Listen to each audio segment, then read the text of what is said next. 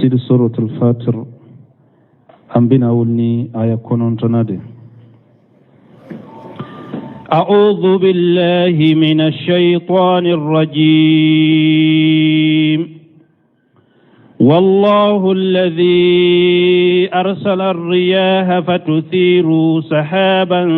فسقناه إلى بلد ميت فأحيينا به الأرض بعد موتها كذلك النشور.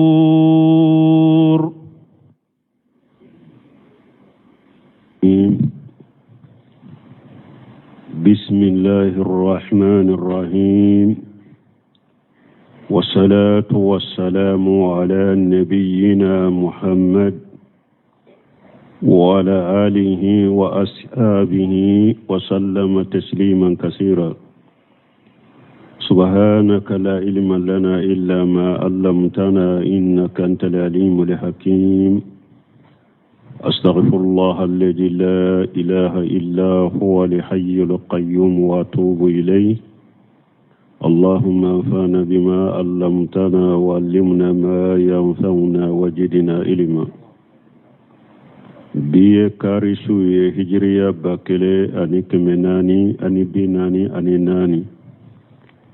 shahru rabiul akhir minye hijra sankalo nani na bisunyo mugani woro nay miladi nasarau ka jate ba fulani mugani fula sankalo tanu kelena bisunye umuganay ambe bako jukurni golo fula majidi salamu kono. أعوذ بالله من الشيطان الرجيم.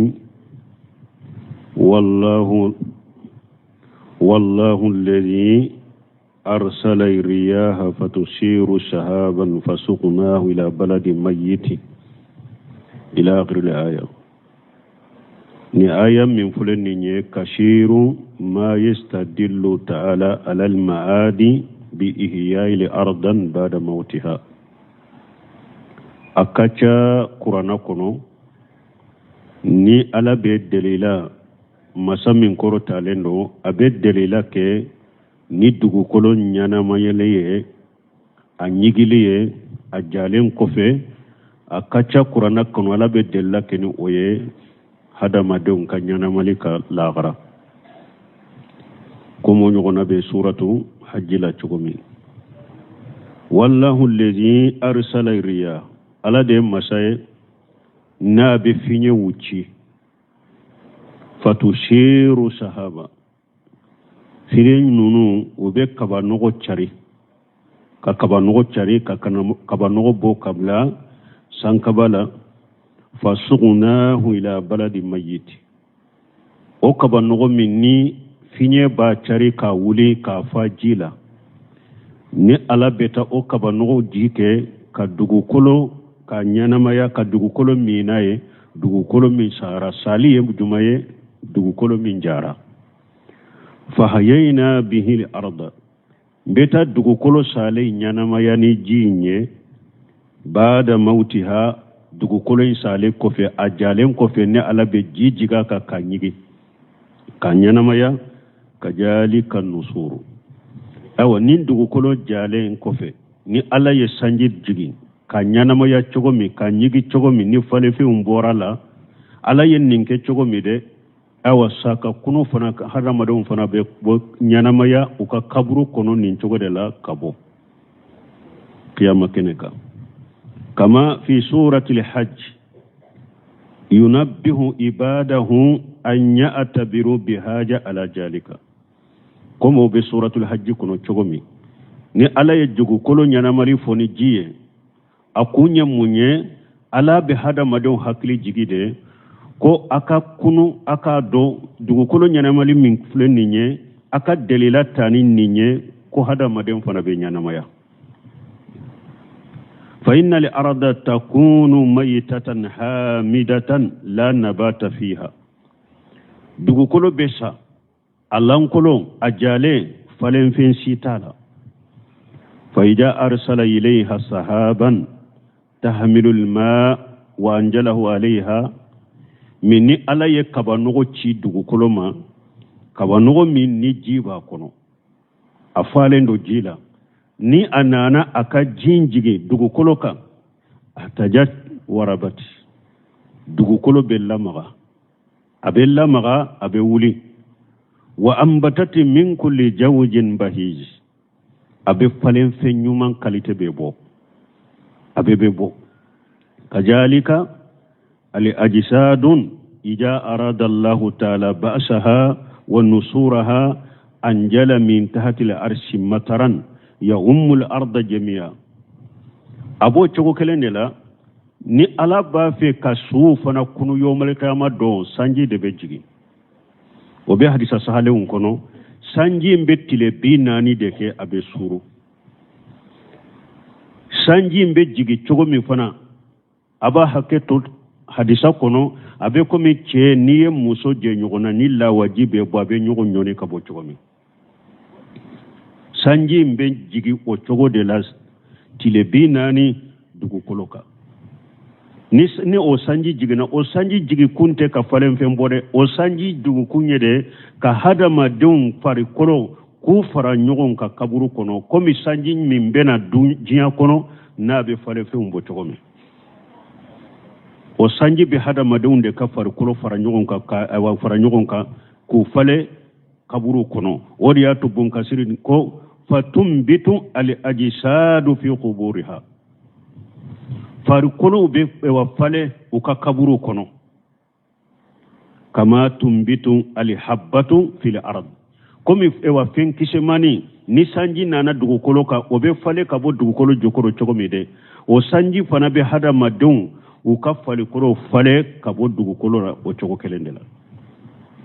walihaja jaa fi shahihi nin de koso anana hadisa sahalen kono kullu ibni adama yubula illa ajabu janabi ko hadamaden ni donna kaburu kono ni hadamaden min korola kuy farikolo yoro bebe koro ka fara boka fo kolo do be abe hadamaden ka kokolo kono o ba fo ajabu janab o te koro o be to a cogo de la ni sanji nana alabi ka dali tobe yele o de ka fo kike hadamaden da falen o koloni fana be to yede komi ewa hadamaden be sene ke ka iba fe ka fe min sene a shibi bolo cogo mi hadamaden farikolo yorobe be kolo ka fara kaburuka ka fara bogoka fo o koloni ajabu janabi o te koro de o ba a cogo de la minuhu khuliqa wa minhu yurkabu o koloni ala ya hadamaden da ni ode ki ka dali to be da ode ka sana kina ti jiyan kunu wallahi garafana ni ala bi kunu abi ka dali to be yele ode ka ode be to komi se pasima komi si ibe fale kabo kazalika nusuru ode ato ala ko o cogo kelena boli be ke kaburu kono cogo kelena ni hadisa min fulen ni nanya fo abe bukhari muslim kono hadisa min nya fo sanji de bena tile 40 abe ɲɔgɔn ɲoni ka jigi abe hadamadenw ka farikolo fale kaburu kɔnɔ hadamaden ka farikolo bɛɛ bɛ kɔrɔ ka fara bɔgɔ kan fo ajabulu janabi ala b'i ka dali tɔ bɛ yɛlɛ o de kan k'i ɲanamaya mais cidenw kɔni olu b'o cogo la dɛ mɔgɔ nabi ɲɛwaw ni cidenw ye ciden karisa salen b'o la inna allah harama alal aradi ajsadu al anbiya nabi ɲumanw ka farikolo o duni ala ya haramu ya dugukolo kan nabi ɲumanw cidenw olu donnu ka kaburu la cogo min olu b'u ka cogo de la dɛ dugukolo ta maga olu la mais hadamadenw tɔ de a farikolo yɔrɔ bɛ ni min kɔrɔla i ka kaburu kɔnɔ yɔrɔ bɛɛ bɛ kɔrɔ ka fara bɔgɔ ka fɔ ajabu janabi ala b'i ka dali tɔ bɛ yɛlɛ o de ka k'i ɲanamaya yawmal qiyama don donc sanji bɛna ka dugukolo ɲanamaya cogo min dɛ yawmal qiyama don fana hadamadenw bɛ ɲanamaya ka bɔ u ka kaburu kɔnɔ cogo kelen de la من كان يريد العزة فلله العزة جميعا إليه يسعد الكلم الطيب والعمل الصالح يرفعه والذين يمكرون السيئات لهم عذاب شديد ومكر أولئك هو يبور. من كان يريد الإجة ألا كن مؤمن ببنيان كورتا ديني فلله الإجة جميعا بنيان كورتا بي على دتا يبا نيني على دفي مانا بسروني على كباتوري ni ba fe ka ke mo bonyale dugu koloka ka ke mo kortale dugu koroka o te fe ngore e ka ala bato doro ni mo o de yato Umar ibn Khattab ko ako mo mimbe ini ala che ko ni eye unye ko dila ko nye ko ala bi wasa hada madun nka koma ako me ni fendo bange hada madun nye kike fendo ya hada madun nye koro ka soro oti dusukun kono ko ala yere bi lebu ki cejuya ki kallon ko lankolo dama da yira hada madun ki lebu bonyani korta be fengo fena ni ba fe kake mo bonyale dugu kolo ka kake mo kortale dugu kolo ka te soro fe ngure lade ate dam fe mbolo ate hada mademura te fe ngure bura be ala de bolo ala bato wada to bun kasir ko ay man kana yuhibbu an yakuna ajija fi dunya wal akhirati ni mo min ba fe e kake mo bonyale jinya e kake mo bonyale lagara fal yaljim ta'atallahi ta'ala koy kala bato ko minni ala bato e okay fa innahu yahsulu lahu maqsuduhu ni ala bato ikalla nyini ibasoro bonyani korta la bokiye لأن الله تعالى مالك الدنيا والآخرة وله الإجة جميعا parce que jinyan la garabe maralembe ala de bolo awa bonya be yale de tay ni mo be korta nyini ibe bonya nyini ala bato ni ni ala chenye ini harama donche ala bo garanti taye eki dusun kala sini ala che doro ka ala bato ka ala ka bato chogunyai minye ka hada madel labo keneka ube kito kofe o te hada madel nyere bolo o be ala de huwa al muqaddim wa huwa al muakhir anta al muqaddim wa anta al muakhir ci de ñoo fana fo ako e ala de be mo latanye e ala de be mo to kofe ni mo min be tanye fe mo min be togo fe mo min be bonya fe mo min be korta fe jinya ani lagara ala bato ni ala bato be bonya soro jani lagara paye jinya ya ala de tay lagara ya ala de tay bonya ya ala de tay kama qala taala comme ala ya fo chogomi alladhina yattakhijuna alkafirina awliya min dunil mu'minina alakum uludedo mogo munu nulu be kafiru de mina kuku bisi nyogoye ka mu'minu toye ayabtaguna indahum lijata aw be bonyane kortale nyini kafiru fewa parce que mogo do kafir bisi nyogonya ni ka kafir tanunu ka kafir kanute foye bonya nyini ni korta nyini kafiru fe otewa ala ko yala mogo munu be kafiru mina ka ku ka bisi nyogoye ka mu'minu toye yala aw be bonyane kortale nyini kafiru fewa fa inna li ijjata lillahi jami'a nabe bonyani kortare nyini o bebe ala de bolo o te soro kafiri jenyo nyala de o be soro ala bato de la wa qala ta'ala alakum masamin kortalendo wala yahdunka qawluhum ala ko chide ma kafiru be kuma min foye o kaniddu sukashide inna li ijjata lillahi jami'a bonyani korta be ala de tay bonyate wulu bolo korta tu bolo ni hada min jorani ala tay I jorani ala batoy I jorani ni tawhidi nye kuma munumbe fuye la golsili munumbe e wata ki segere kuma lankono munumbe foye kanu jatere bonya tu tugubolo korta tu tugubolo odi atu bul khaymu ko akonni mugo min ba fe kaddu sukun kala shi ni ba fe ko sorode koy kana hada madon ka tanuni yere de kanu kana tanuni yere de kanu ko min ye tanuni kanu baliya murun ko I ko de ke ka tanuni kanu kantige tanuni kanu ko kantige awa min ye katamake hada madon fana ni be bonya de nyine katamake hada madon ka borola feunna ako min ye jinya bani I ko fana ke katamake ka ko ke muruye katamake le hada madon ka borola feunna ka kantige nay oda to ibe dusun kala si soro ni hada madem fana ka dusun kala si soro la dusun kala si soro lay bolo yeni ala cenye ye ala bato bonya be ala de tay aya wure kun ala ko lillahi li ijjatu wali rasulihi walil mu'minina walakin al munafiqina la ya'lamun ala ko bonya ye ala de tay bonya be ciden de ye bonya be mu'minu de ye walakin al munafiqina la ya'lamun min munafiqu tenindo munafiqun nyana uka jinya ko no fe munum be nimo wulude ke dorote bonya ni korta soro ka soro bonya ni korta be soro minna ala baton bonya ni korta be soro minna tugu ciden ko bonya ni korta be soro minna mu'minu farla nyogon ka kamin ke sirai tugu ko nyaada madam min tugura nunun ko ikarani ncogora iba bonya ni korta soro jinya ko no aha qala al mujahidu man kana yuridu li ijjata bi ibadati al awsani mujahidu ko ni mo min ba fe ka kortani bonya nyini boli bato de la falillahi li ijjatu jami'a awa bonya be ala de taybe ala de bato wa qala qatadatu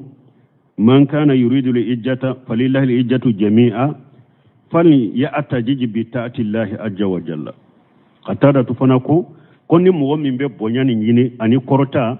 ko bonya ni korta ala de taye ko yi ko nyini tan ni munye ko ala bato wa qila man kana yuridu ilma li ijjati liman hiya ko do fana ko tawsirla ni mugo min be bonyani korta do ni nyini jonta do fa innal ijjata lillahi jami'a bonyani korta be ala doni be ala de rabbi ala de tay hakahu ibn jarir ko bun jarir fana ye nimbo donc me kuma la nyini be munye comme bon ko siri tawsir kala be mun fo yala ayu do de ka kuma fo me la nyini munye nya tawsir minna ni be bonya ko ni korta de nyini jiyani lagara ala bato والله خلقكم من تراب ثم من نطفة ثم جعلكم أزواجا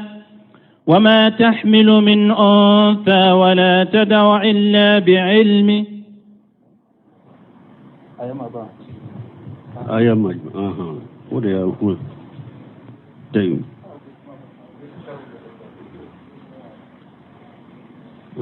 إليه يشهد كلم الطيب وقوله إليه يشهد الكلم الطيب على كما نما كو أبي لك تعلم يعني ذكرا وتلاوة والدعاء كما نما يموني ذكرون على كسما قرآن كلا دعاء قاله خير واحد من السلف مغوي كلمون تيبو كنيني سلفو لا هري مغو كلنته كافو ذكرون قران كلام دعاء كن نون بي يله كتا علما والامل صالح يرفعه عبد الرحمن السادي التوسير فلفلنا توسير فلو اكو فين فين كما نيوما دي ni ya fo abe yele kata alama alaba korta kata yirema be yele kata alama kurana kalam bola jikru bela du'a bola dawa bola ka dawa ke kata tauhid mo bola al amru bil ma'ruf wa nahy anil munkar fengo fenye kuma nyuma de na be fonni ya fo alaba korta kata yirema be yele kata alama wal amalu salihu yarfa'uhu awa ko abo choko kelende la fana bara nyuma fana niye bara nyuma fana ke ala be bara nyuma fana korta kata yirema koma be kuma nyuma korta kata yirema chogomi abe bara nyuma fana korta kata yirema mana kuma nyuma be korta kata alama bara nyuma fana be korta kata alama fingo fenye bara nyuma fana ye ibada bato de do ake wale lama niyo fana ke o fana be yele kata alama ni nya tawsiri doy ako do ya tawsiri fana komi wabe bunka sir bolo e wachogomi ya ilayhi yashadu kalimu tayyibu al kalimu tayyibu kuma nyuma be yele kata alama wal amalu salihu yarfahu me bara nyuma inde be kuma inta kata de ni ya tawsiri ni chogola ni mugo yo kuma nyuma fo chogo ni bara nyuma ti bolo ika kuma nyuma uteta sanfe parce que bara de buta kata ni bara nyuma sabatire bolo ye ibe kuma nyuma munun fo ika bara inde be kuma nyuma nunun takata sanfe anye bara nyuma sarati fawye baraka khalasha alay aka be ciden ka sunnama no bara nyuma ubi bolo ibe kuma nyuma fo jikiri do qur'ana kalando duawu do ika bara nyuma debe kuma nyuma nunun taku korta kata ala masanfe men ni kuma nyuma fo chogo ni bara nyuma ti bolo ika kuma nyuma be duguma nin tawsirila qala adadu min ahli al-ilm al-kalmu tayyibun zikrullahi ta'ala yushadu bihi ila Allah ta'ala wal amalu salihu ada'ul fara'idi wa ma jakara Allah bon kasiri ko ako doni ke baga jate ko kelmun tebu munye ko ala kusuma ala ba yele kata alama wal amalu salihu baranyuma munye ka fardawdi wa man jakara Allah ima bon kasiri tawsiri alba tawsiri fulana indefo ako wa man jakara Allah ni mo minye ala kusuma wala mu yuwaddi fara'idahu urudda kalamuhu ala amalihi koni mo minye kuma nyuma fo iye jikru ke emme bara nyuma ti ibolo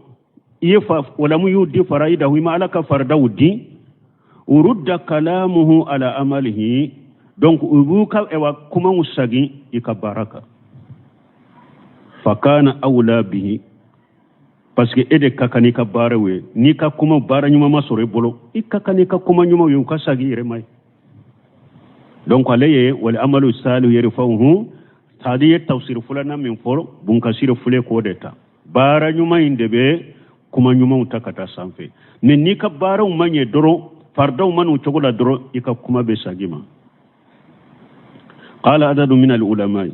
al amalu salihu yarfa'u al kalaman tayyiba ko bara nyuma ko alle de be kuma nyuma in korota wa qala iyas ibn muawiya al-qadi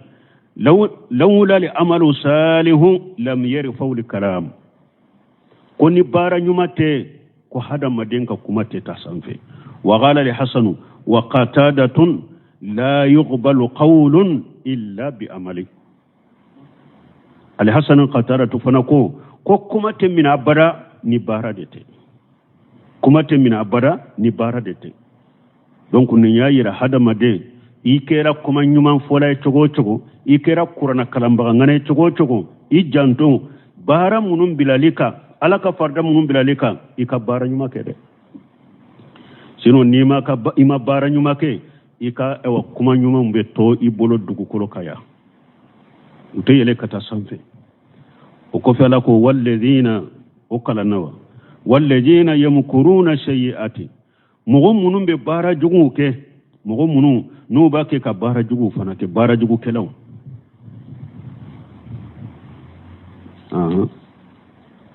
odo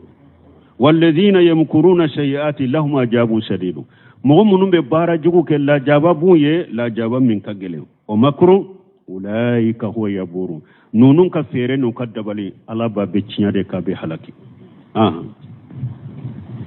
والله خلقكم من تراب ثم من نطفة ثم جعلكم أزواجا وما تحمل من أنثى ولا تدع إلا بعلمه وما يعمر من مؤمر ولا ينقص من أمره إلا في كتاب إن ذلك على الله يسير من أن يومرك كما من فبونك سريا نغناناتي تفسير الله لهم عجاب شديد ومكر أولئك ويبور أي يفشل ويبتل ويجحر جيغهم عن قريب لأولو الأبصار والنهى mana mogo ye bara jugu kela de e ba ke ka bara jugu ke dibila iba dogo ibe dabali ibe fere la ala ba be tiya ko akore munye ko ala bi lebo haklima bebe bo ikalama fa innahuma asarra ahadu sharirata akom mogo shima fendo ko jugu do gundo uidu sukun kono illa abdaha Allah ta'ala ala safahati wajhihi ko ala bobo inye dawuka wa falatati lisanihi anine ntadum pa fo bamran kana inne kumbe tilayla kafo quoi mana min bi dusukun kono ni ko jugu dogo lembe hada maden dusukun kono iya dogo chogo ni kumana ala ba porgoto kabo innem bafu kinnem porgoto kafo hada maden ma ko jugu shi ima a dogo idusukun kono fo ala ba bo inyeda ka hakili ma ba doyila ube innem be porgoto kafo wama asarra ahadu shariratan mogoshite na ye gundo jugu fen jugu dogo adusukun kono illa kasahu Allah ta'ala iridaa fo ala ba birifini birila bebaye ko jugu birifini de ala ba melekila ka birila de mogo baye keneka in khayra fa khayru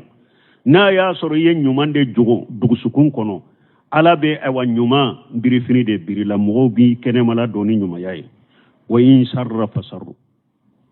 ni ye ko jugu fana de gunda dusukun kono minye ewa fini biri fini jugulama ala bode biri ka mogo bebi yeni la hala jugude ye chogo jugude fal murai la yaruju amruhu bun kasiri ko yere jira bagawa ko aka ko te nyagambi mogo sibolo ala ta ka ko nyagambi mogo bolo ko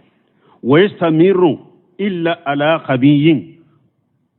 ko ewa minye yere jira baga ko te dogo mogo sila fo mogo munun te fen kalama aka koto daga mugosila ka dume dogola fo ni mugo mununte ko kalama ka ko be dogo uludela ammal mu'minuna al mutafarrisuna fala yaridu jalika alaihim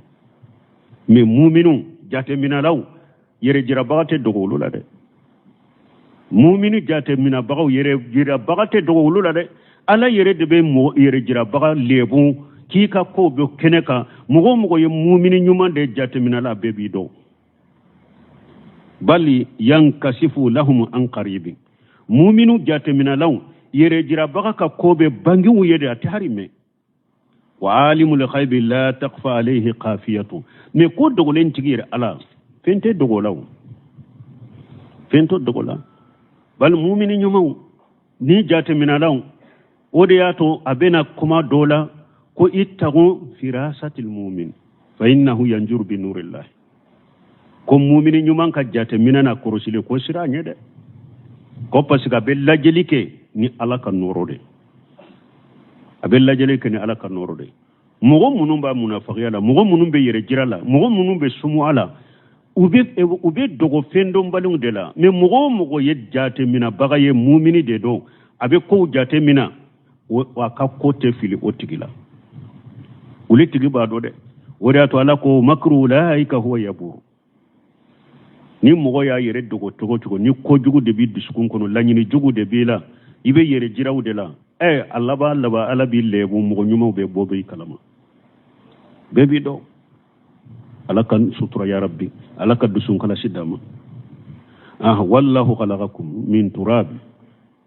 ala de masayna yauda kabo bogola minya fa adama ni ala bina hadama din fana ayeye de mayelema minke hadama denye dan chogola fo kana hadama de uncari dugu kolo ko be chogomi ala de masayna yauda kabo bogola fa adama summa min nutifati wa kofi adama dun to bora la wajila ibitada khalqa abikum adama min turab adama dun awfa adama adali damina na kabe bogodela summa jala nislahu min sulalati min ma'i mahin wa kofi alai adama dun da kabo jila jimin dogoyalendo jimi na be foshi kabo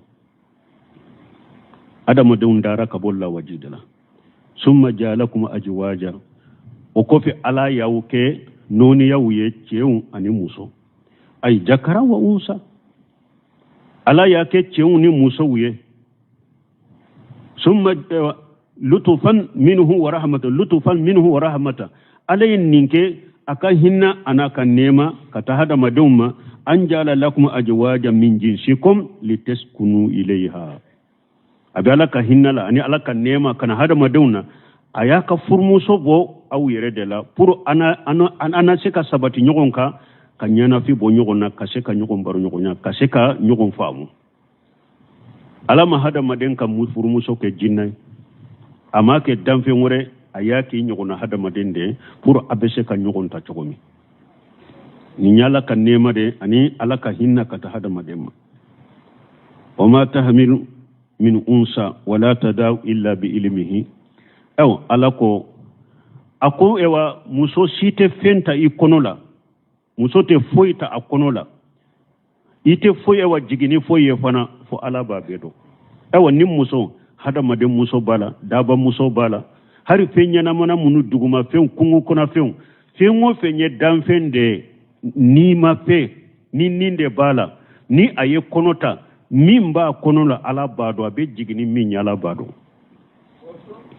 mimba kono chedo alabado muso da alabado fula de ba kono alabado sabade ba kono alabado tande ba kono alabado awa kono muso te foy fana jigi ka foy wolo ni alate mindo ma tahmilu min unsa wala tadaw illa bilimihi muso te foy tay kono la densi tay kono la ite densi wolo fo alaba bedo ay huwa alimu bijalika ala de don basay don ni masay nabu odon la yaghfa alayhi min jalika shay'un o foy te dogo ala la babe kalama bal wama tusqutu min wariqati iri bulu site dugu kolo ka ube baji kono la na bebbi illa ya'lamuha fo ala ba bedo iri be jinya kono iri bulu bebbi abe ewa dugu kolo sanfe abe dugu ewa jiji koro dewa iri bulu min bebbi ka bwala ka bi duguma ala ba be kalam wala habbata fi julmatil ard fen kise mani site dugu kolo woron fulaka dibila wala ratibin fen kenema fen nyigilente fen minye fen kenema wala yabisi fen jale site jinya kono illa fi kitabi mubin fo abe sebelembe alakallahu mahfujulna be sebelembe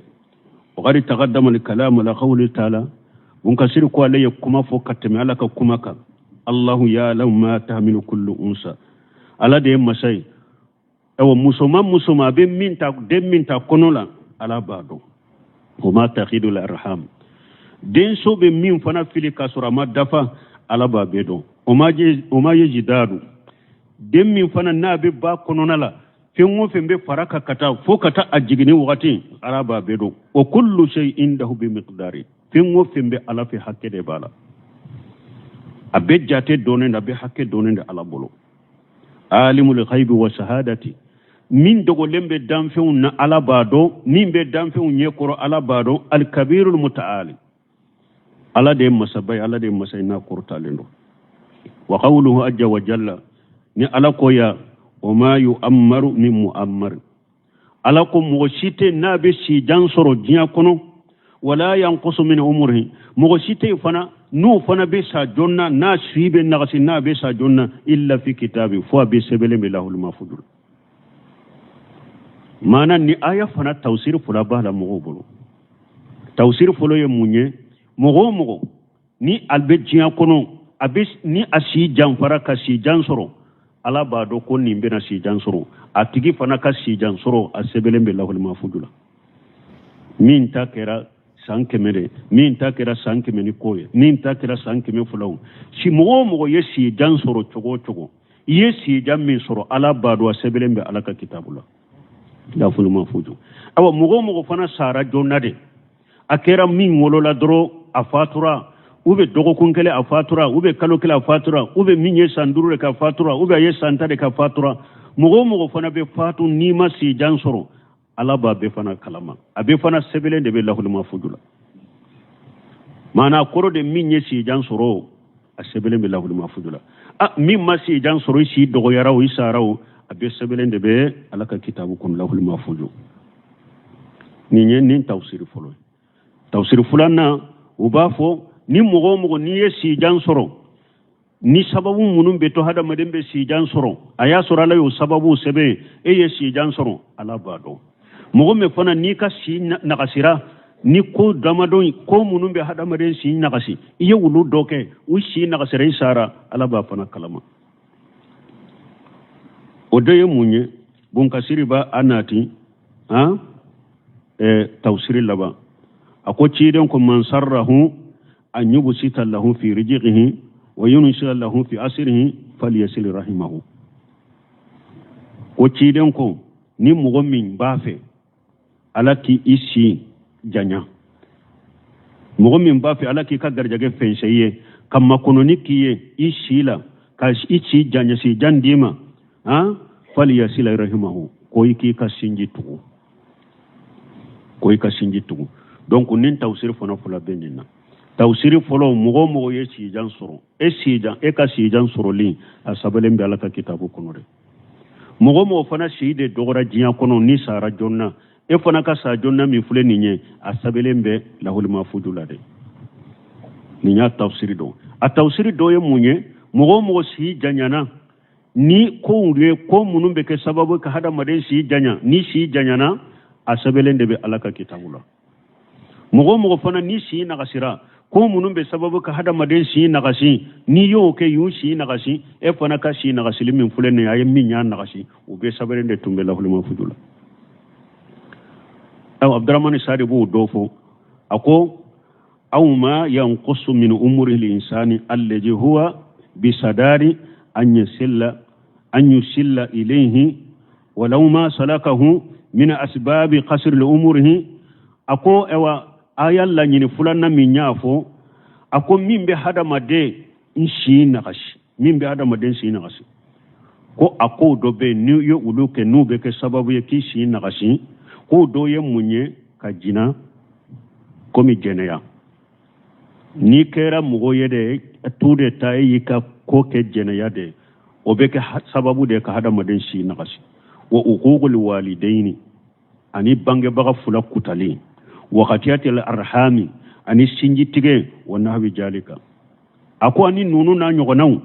mimma jukira annaha min asbabi qasr al umuri munu ni doni kabaw ya fo ni ani a don sabatira isawla ko sababu da nabi hadamaden shi nagasi awa akoni mogo min ni sababu fana ke ni sababu munun bi ka shi nagasi nu kera sababu ye ki shi nagasi ko abe sebelembe alakallahul mahfudula donc men nin tayira ko ala be sido di hadamaden ma ka sebe lahul mahfudula ni eye ewa bange baga kuta doro ube ye sinji ewa sinji tige doro o si hakke min sabere lahul mahfudula dona bola ina sa wonye alla nyini toyede wala yuaqira Allahu nafsa ijaja ajaluha donc min fana fora ko ni mogo min ba fe shi ka janfa ika si jansoro ika sinji tugun ulu na ɲɔgɔnnaw fana ube ka jɛnɛya utoye ube ka bangebaga kuta utoye a fana tɛ komi ko isi bɛ si hakɛ sɔrɔ min ma sɛbɛn lahul mahfudu la dɛ mɔgɔw ka ninnu faamu dɛ i b'a sɔrɔ sababu minnu bɛ hadamaden ka si janya i ka si ja i bɛ balo wa sa hakɛ min balo ala y'a sɛbɛn de karisa bɛ ni sa hakɛ de balo mɛ sababu min b'a se ni sa hakɛ balo la nin sababu de o fana sɛbɛra ye de karisa ka si a tɛ si jan sɔrɔ a si bɛ nagasi a tɛ si jan sɔrɔ a bɛ sa mɛ sababu min b'a si nagasi k'a da nin hakɛ la nin sababu de o fana bɛ sɛbɛn de n'i y'o kɛ donc a b'i ka kɛ sababu ye ka nagasi mɛ i b'a sɔrɔ a bɛ sɛbɛra ye dɛ mɛ a tɛ komi ko ni mɔgɔ min na a si tun ye san 50 de bangebaga bato ala ye san 50 de sɛbɛn a si la lahul mahfudu la mɛ a ka bangebaga bato ani sinji tugun o kɛra sababu ye ka san 50 wɛrɛ fara kan k'a sɔrɔ a ma sɛbɛn o tɛ se ka kɛ dɛ mɔgɔ tɛ se ka foyi ɲɛnamaya nin diɲɛ kɔnɔ fo min sɛbɛra lahul mahfudu la mɛ sababu min bɛ si in janya hakɛ min dir'i ma sababu min b'a lase ma o fana sɛbɛra ye dɛ ni hadamaden kɔni si hakɛ dafara min bɛ lahul mahfudu la seconde kelen tɛ fara ka tɛ bɔ a la i bɛ taa dɛ ni ala ye si hakɛ min fana sɛbɛn lahul mahfudu la ni o wagati de mana i kɛra ala sɔsɔla ye ala kutala ye cogo cogo i tɛ sa o i m'a ye ala sɔsɔlaw dɔw yɛrɛ mɔgɔ bɛ kɔrɔtɔw saya yɛrɛ de ma a bɛ komi tɔɲali kɛnɛ ni ala sɔsɔla ni o mɔgɔ sugu yɛrɛ hadamadenw ɲɛkɔrɔ de bɛ si sɔrɔ a ka lajali de ma dɔw bɛ se k'a fɔ u ko bangebaga kuta a bɛ hadamaden ka si nagasi nin fana ɲɔgɔnna bangebaga kuta la tɛ ye dɛ mɛ dɔgɔnin bɛ filɛ ka sa ɲɛ o tɛ kɛ ya o bɛ kɛ u ko jɛnɛya bɛ hadamaden ka si nagasi dɛ nin fana ɲɔgɔnna jɛnɛyatu ka kabila kɔnɔ mais dɔgɔni bɛɛ b'a kɛ ka saɲɛ o tɛ kɛ ya o bɛ kɛ ala ye min saba ye o de mana balimaw ala ye nunu hadamaden ka nunu don ala ka latigɛ kɔnɔna la وما يستوي البحران هذا أذب فرات سائغ شرابه وهذا ملح أجاج ومن كل تأكلون لحما طريا وتستخرجون منها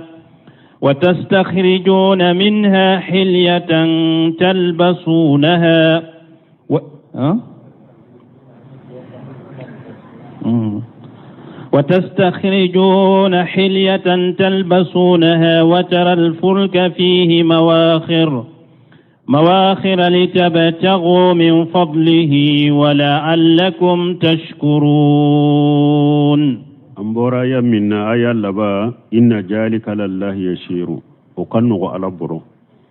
كافهم من بيسي جانسرو يبسي جامي سرو جيان كونوا سبيلن بالله المفوجلا أني من بيسا جونا نيتسي جانسرو جيان كونو يفنتا سبيلن بالله المفوجلا نينكانوا على برو ala ya besebe kabe bila ape وكفي لكم يقول تعالى منبه على قدرة الأجيمة في خلق الأشياء المختلفة على بافو مسامين كورتارينو كان حكي جيجي أكا شيبا يانا كم مسايالا نا يدام في وندا كوكن نونيا بونيغون كورو وخلق البحرين لعجبا وجلالا أني ألا يباجي فلا فندا كباجي فلا بلا دوكولوكا باجي دوبي وجيت منندو كومي جينا كوتو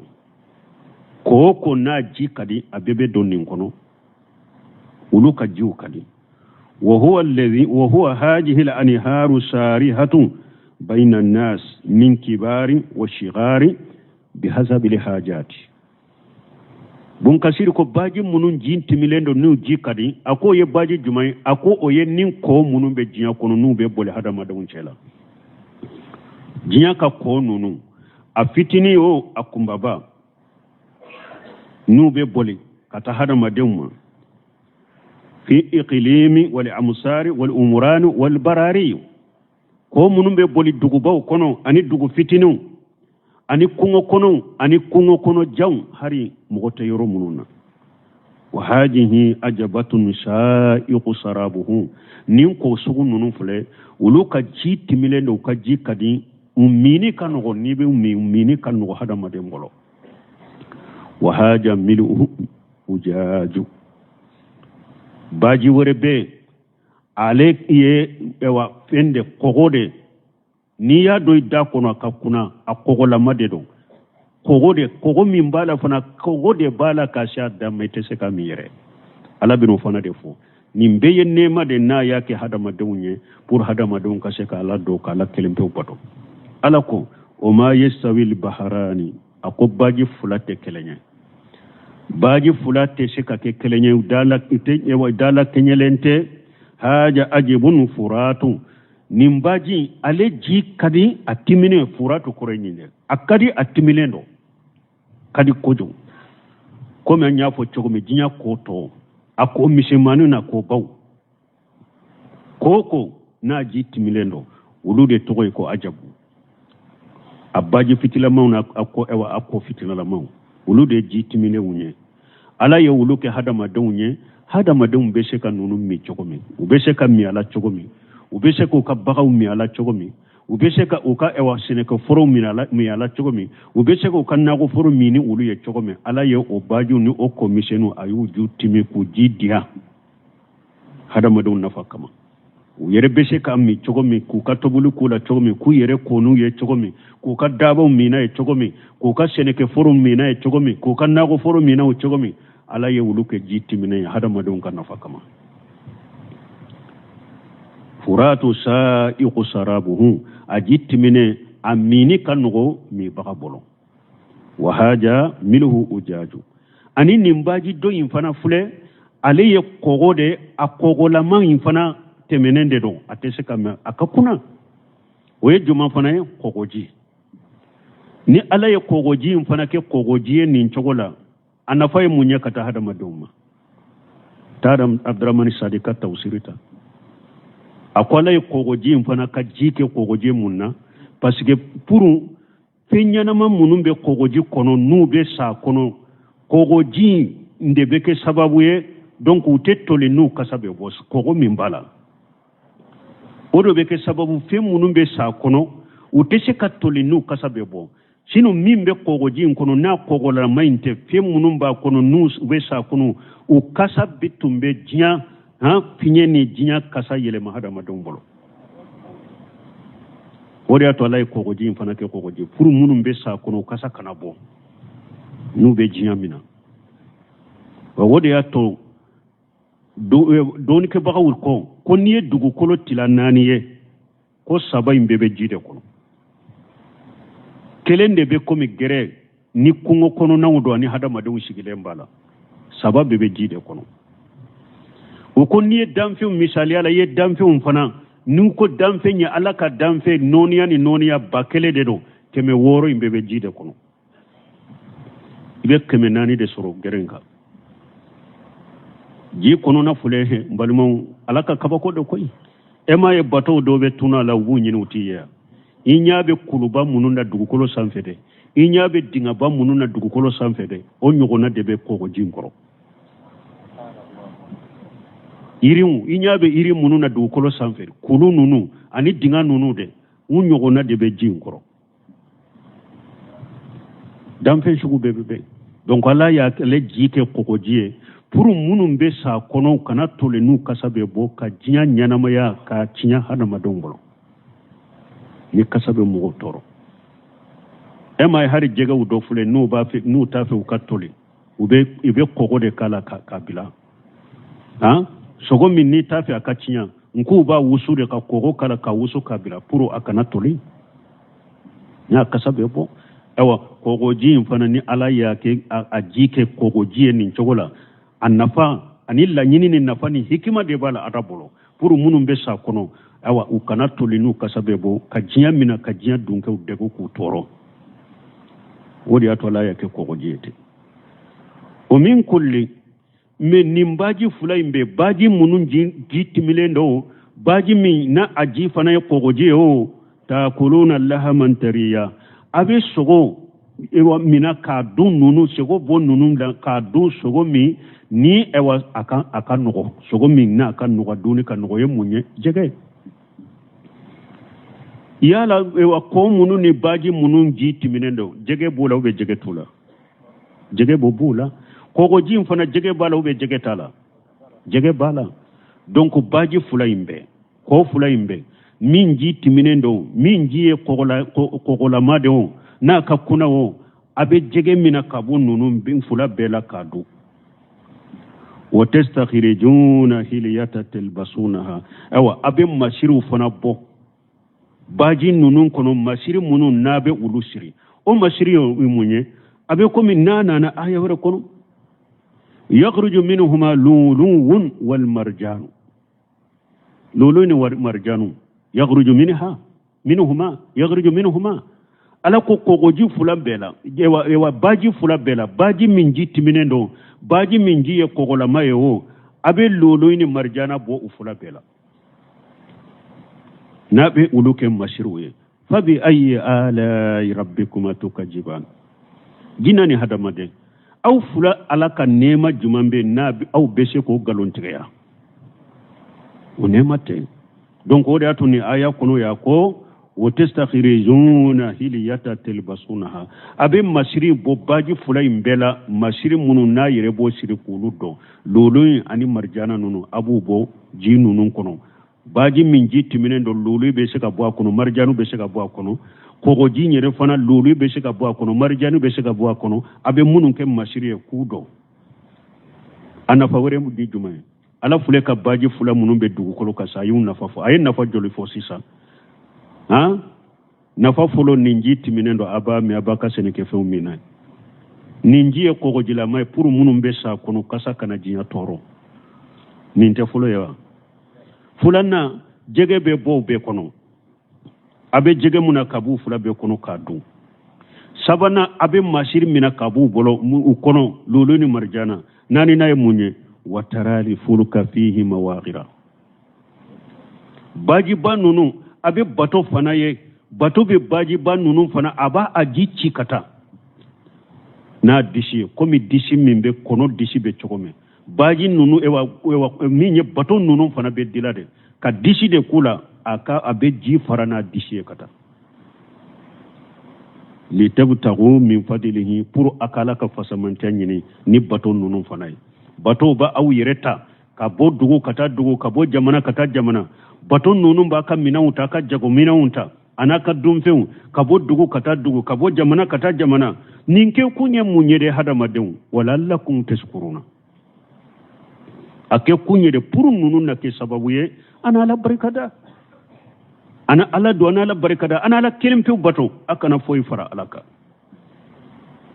anta la barkada ba o yede mbalmo men balimo nim bato nuna umbe numu fo nun wulira durben nasara de yahudani nasara de tanu ha yahuda e barakesa nasara e barakesa nim bato nunu bato belebanu abiodi jonye nasara de dira jonye yahuda dira ate kaba wala folo